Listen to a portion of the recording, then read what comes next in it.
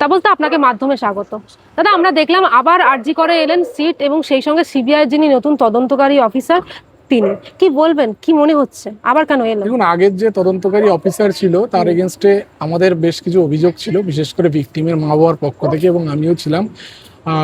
কোর্টে যে হিয়ারিং হয়েছে, লাস্ট হিয়ারিং, বিশেষ করে সুপ্রিম হাইকোর্টে যেদিন শেষবার হিয়ারিং হলো তখন 1 ঘন্টা প্রায় শুনানি হয়েছে, এবং সিবিআইয়ের যে টিম এসআইটি ফরমেশন হয়েছিল সেই এসআইটিকে তীব্র ভৎসনা করে আমাদের যে 2 বিচারপতির বেঞ্চ। কিন্তু সেখানে যেটা দেখা গেছিল যে সিবিআই তারা বলছে যে তারা অর্ডারটাই বুঝতে পারেনি, মানে প্রিভিয়াস যে হিয়ারিং হয়, যে হিয়ারিংয়ের ভিত্তিতে এসআইটিকে এই কেসটা দেওয়া হয়েছিল। এবার এসআইটিকে কেন দেওয়া হলো, কারণ আমাদের দিক থেকে যে পিটিশন দেওয়া হয়েছিল সেখানে বেশ কিছু লুফলস ধরা হয়েছিল, কিন্তু তা সত্ত্বেও আমি নিজে পার্সোনালি যখন সীমা পাহুজা ম্যাডামের সাথে দেখা করি, আমি ভিকটিমের মা বাবা দেখা করে কিন্তু আমরা প্রত্যেকটা পয়েন্ট তুলে ধরেছিলাম।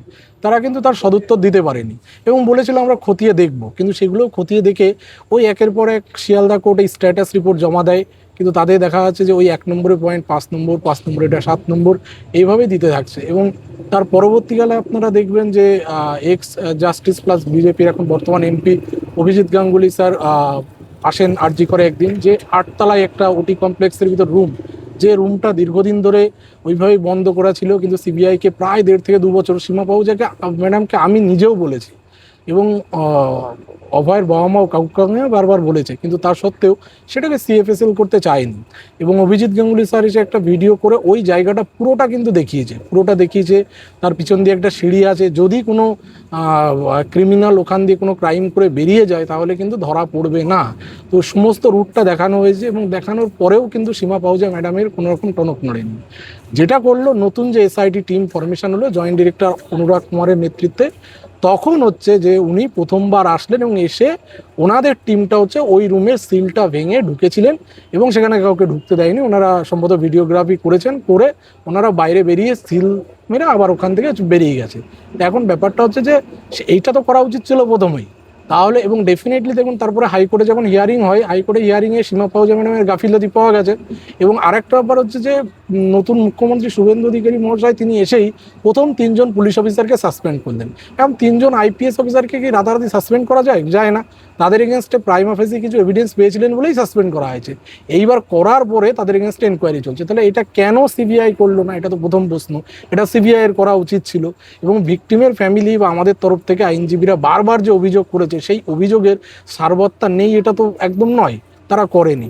যার কারণে নতুন যে সিবিআই টিম এবং নতুন এই আগের লাস্টের দিন যে হিয়ারিং, সেই হিয়ারিংয়ের সময় তারা ভৎসনার শিকার হয়েছে, এবং আগামী 6 তারিখে এই হিয়ারিংটা রয়েছে, এবং জানি না সেই হিয়ারিংয়ে কী জমা দেবে। এবং শিয়ালদাতেও বেশ কিছু পুট আপ পিটিশন এর আগে দেওয়া হয়েছে যে নির্মল ঘোষকে কেন অ্যারেস্ট করা হচ্ছে না। তার সাথে সাথে হচ্ছে একটা সিএফএসএল রিপোর্ট নিয়েও একটা অভিযোগ জানানো হয়, কিন্তু কোনোটাই সিবিআই সেইভাবে তারা কিছু করেনি।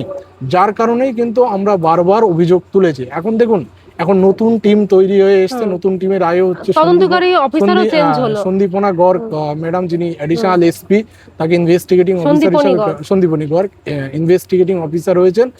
এইবার উনি হচ্ছে যেটা ওনারা শিয়ালদা কোর্টে জানিয়েছেন যে ওনাদের নথি হস্তান্তর হচ্ছে। এখন নথি হস্তান্তরের পক্ষে হলে একটা টাইম লাগে, কারণ 2 বছর ধরে একটা হিয়ারিং হয়েছে। দেখুন, আমি প্রথম তদন্তকারী দল বা সীমা পাহুজার নেতৃত্বে যে তদন্তকারী দল, তাদের উপর হতাশ, এই কথা অস্বীকার করার কোনো জায়গা নেই।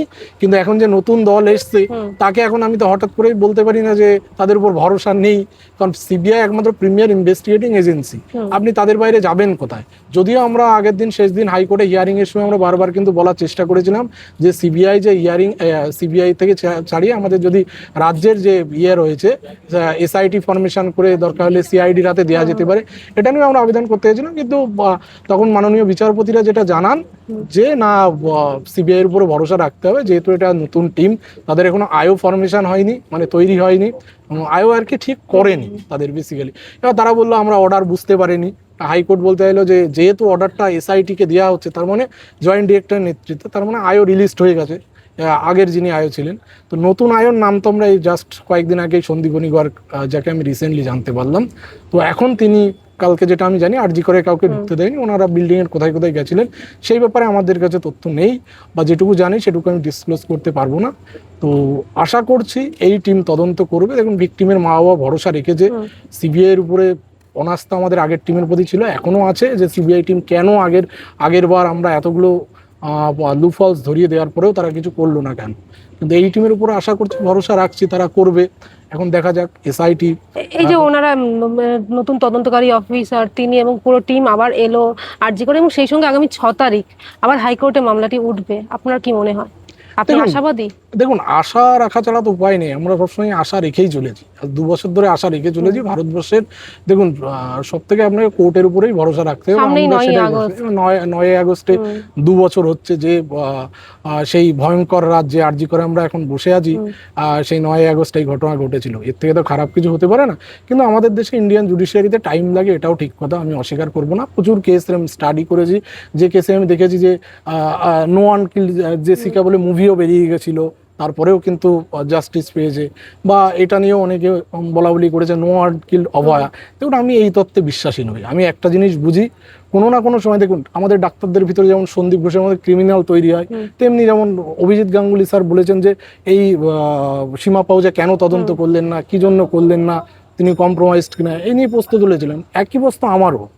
তো একজন অফিসার সে ভুল করতে পারে, তদন্ত ঠিক না করতে পারে, কম্প্রোমাইজ থাকতে পারে, পুলিশের ভেতরেও হয়।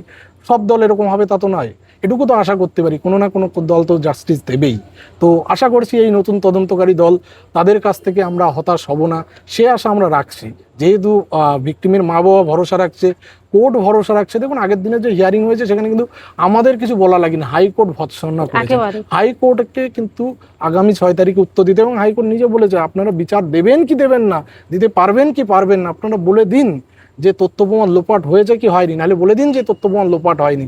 যে কথাটা আপনারা বলেছেন শুধু লার্জেস্ট কনস্পিরেসি বলে চালিয়ে যাচ্ছেন, এটা হবে না। আপনাদের একটা কনক্লুশনে আসতে হবে। এবার আপনি কতবার এটা করবেন? এর পরের দিন তো হাইকোর্টকে গিয়ে জবাবটা দিতে হবে। আপনি সময় নেবেন, এরপর আরো 2 মাস নেবেন, 3 মাস নেবেন, তো হাইকোর্টকে তো আপনার জবাব দিতে হবে। কোর্টের বিচারপতিরা তো আপনার ছেড়ে দেবে না। দেখুন, আমরা আমাদের যাবতীয় অভিযোগ আমরা যেমন ইনভেস্টিগেটিং এজেন্সিকেও জানাবো, তেমনি আমরা আমাদের লয়ার মারফত পিটিশন দিয়ে আমরা জানাবো যে আমাদের এই যে আজকে লুফলসগুলো আমাদেরগুলো ভ্যালিড বলেই, প্রাইমা ফেসি ভ্যালিড বলেই তো সীমা বাহুজার থেকে তদন্ত চলে গেল হচ্ছে সিটের হাতে। তার মানে কি সে আমাদের, আমরা যে প্রশ্নগুলো তুলেছি সেই প্রশ্নগুলো ভ্যালিড। আর এই প্রশ্ন আমি একা তুলিনি, এক্স যদি জাস্টিস বলেন বিচারপতি অভিজিৎ গঙ্গোপাধ্যায় স্যার বলেছেন, ex joint director of CBI Upen Biswas স্যারের আপনার মন্তব্য শুনুন, ex retired police officer Arindam Acharya sir একই, প্লাস হচ্ছে যদি আপনি ex police officer Pankaj Dutta sir, সবারই কিন্তু বক্তব্যের যে সারবত্তা কিন্তু সেই একই জায়গায় দেখে যে এই কেসে লুফলস প্রচুর রয়েছে, সিবিআই সেইভাবে তদন্ত করে এবং মানুষও সেটাই জানে। তো সেই জায়গার জন্যই কিন্তু কেসটা এখানে এসছে। কিন্তু আমি এটুকু মনে করি সিবিআই চাইলে এটা পারবে, এবং নতুন যে টিম এসছে জয়েন্ট ডিরেক্টরের র্যাঙ্কের অফিসার, তো আশা করছি এই টিম তদন্ত করে আমাদের জাস্টিস দেবে। 6 তারিখ আশা করছি যে যেহেতু তারা নথি হস্তান্তর সবে করেছে, হয়তো সেই নথিগুলো দেখতে টাইম লাগতে পারে, তারা হয়তো আরও একটা হিয়ারিং টাইম নিতে পারে। আমি আরও একটা হিয়ারিং না হওয়ার আগে পর্যন্ত আমি মন্তব্য করব না বা হতাশ হব না, কারণ আগের টিমটা প্রায় 2 বছর টাইম নিয়ে নিয়েছে। এবার তাদের কাছ থেকে আমরা আউটপুট ভালো পাইনি, আমি একটা টিমের 1 মাসও হলো না বা সবে নথি হস্তান্তরের প্রক্রিয়া চলছে বলছে, সেই জায়গায় দাঁড়িয়ে থেকে আমি এখনই তাদের কাছ থেকে হোপলেস হতে পারি না। তবে আশা রাখছি এই টিম কিছু করবে।